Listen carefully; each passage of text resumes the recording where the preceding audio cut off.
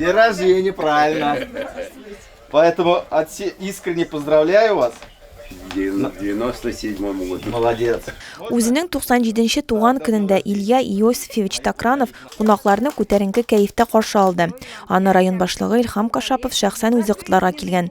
Бүләкләр белән бергә ветеранга Россия һәм республика президентыннан котлау адресатлары тапшырдылар. Шулай ук яңа мобиль телефонда.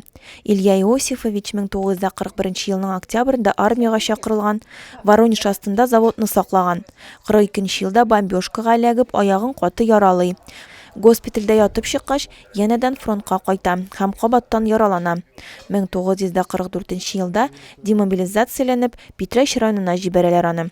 Ну, он рассказывал, что очень страшно, очень, не дай бог, говорит, чтобы нашим детям, говорит, или внукам, или правнукам, говорит, туда попасть. Очень страшно. Тормыш иптәше белән 50 елдан артык бергә яшәгәннәр.